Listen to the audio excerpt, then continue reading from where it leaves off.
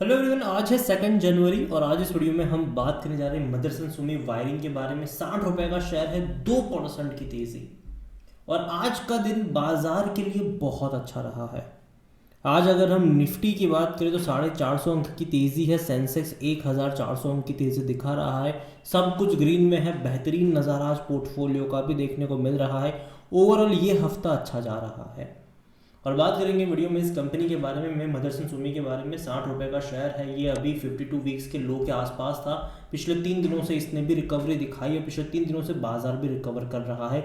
ये अपने all time लो से धीरे मतलब 52 वीक्स के लो से ये रिकवर कर, ऑल टाइम नहीं, 52 वीक के लो से ये रिकवर कर रहा है। तो बात करना बनता भी है कि क्या चल रहा है। ये जो रिकवरी आई है बाजार में, उस पर भरोसा कर भी सकते हैं कि नहीं। देखिए, वीडियो को शुरू करो उससे पहले अगर आपने अभी तक चैनल को सब्सक्राइब नहीं किया है तो प्लीज़ अभी इसे सब्सक्राइब कर लीजिए, क्योंकि आगे भी बहुत सारे वीडियोस हैं जो वो काफ़ी ज़्यादा हेल्प करेंगे। तो 60 रुपए का शेयर है। अभी भी 6% का फॉल एक महीने में है। 65 रुपये से गिरा था ये, अब जाके थोड़ी बहुत रिकवरी आई है। एक साल की अगर हम बात करें तो 2% का फॉल अभी भी है। अपने 52 वीक्स के लो के आसपास ही अभी भी ये बैठा हुआ है।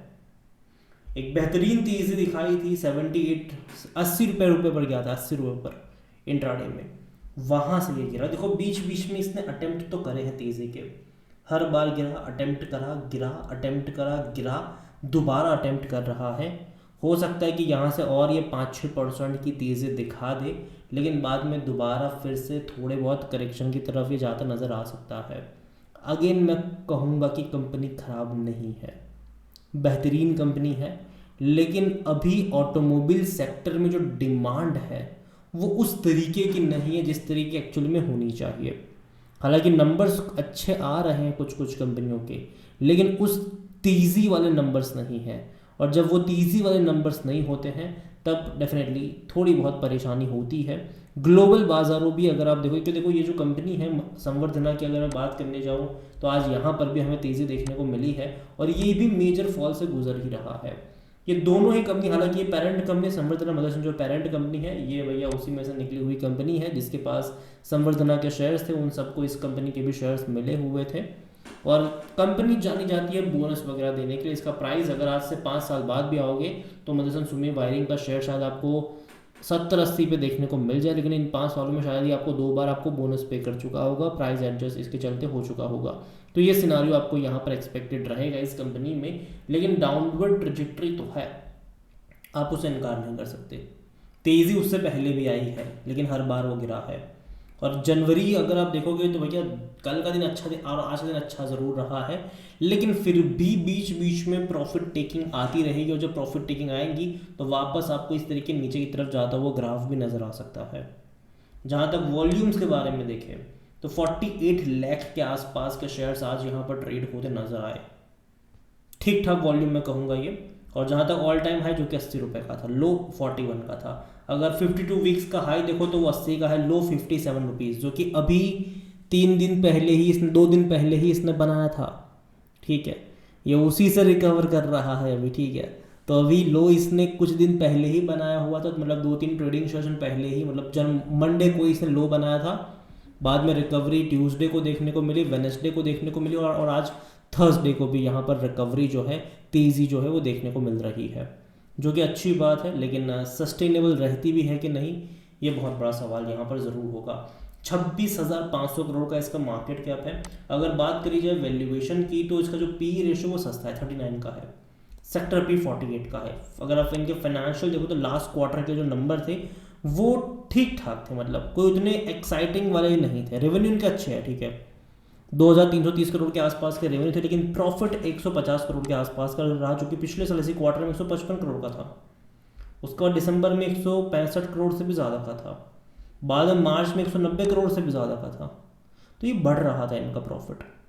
लेकिन बाद में क्या हुआ, प्रॉफिट घट गया इनका, 150 करोड़ से भी कम चला गया जून में। सितंबर में हल्का सा ग्रोथ यहाँ पर आया है। तो प्रॉफिट मार्जिन पे डेफिनेटली यहाँ पर दबाव बन रहे हैं, ये आप कह सकते हो। और उसी के चलते शेयर में भी हम गिरावट देख रहे हैं। जून के नंबर्स खराब आना, सितंबर के नंबर भी उतने अच्छे नहीं आना प्रॉफिट वाइज, रेवेन्यू वाइज तो हालांकि ठीक ठाक मैं कहूँगा, लेकिन प्रॉफिट वाइज तो ये एक अच्छा साइन नहीं है। हालांकि आने वाले क्वार्टर नज़र रहने वाले हैं, दिसंबर के नंबर्स आएंगे, वो उस पर नज़र रहेगी कि वो कैसे आते हैं। कहीं ना कहीं एक्सपेक्टेशन बहुत हाई होगी क्योंकि पिछले साल नंबर अच्छे थे, तो इस बार एटलीस्ट उससे तो अच्छे ही नंबर आने चाहिए अगर नहीं आते हैं। क्योंकि देखो जैसे ही अभी 2 हफ्तों बाद रिजल्ट्स आना स्टार्ट हो जाएंगे बहुत सारी कंपनियों के, मतलब 2 हफ्ते क्या 10 दिन बाद ही स्टार्ट हो जाएगा, तो क्लियरली अंदाज़ा लगना स्टार्ट हो जाएगा कि भाई साहब नंबर्स कैसे आ रहे हैं, और मार्केट भी उसके लिहाज से थोड़ा बहुत रिएक्ट भी करेगा।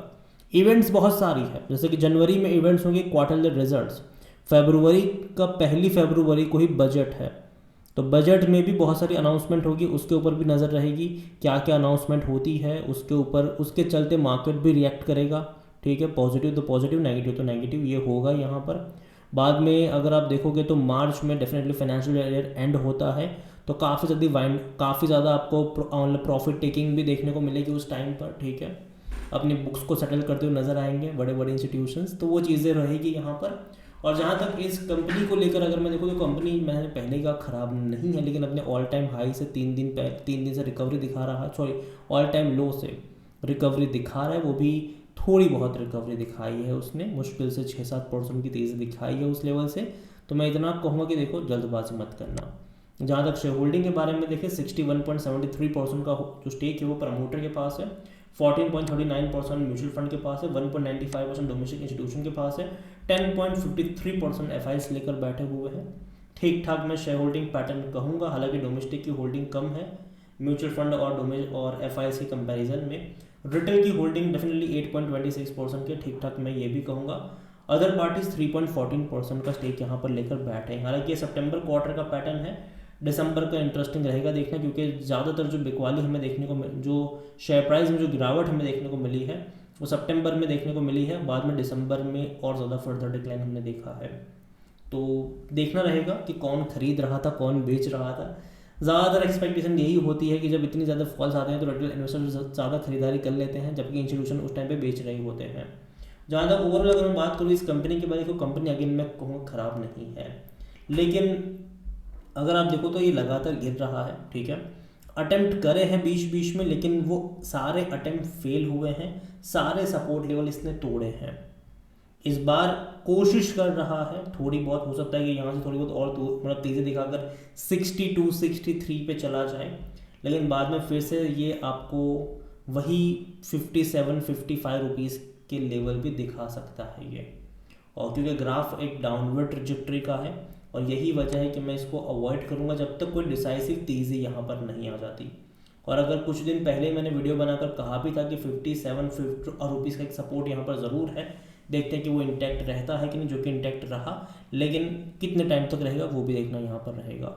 ओवरऑल मैं इतना ही कहूँगा आपसे कि जल्दबाजी देखो है आपके पास शेयर, और अगर आपका नज़रिया 4-5 साल का है, कोई दिक्कत नहीं है, तो कोई बुरी कंपनी नहीं है, होल्ड करके भूल जाओ, कोई दिक्कत नहीं है।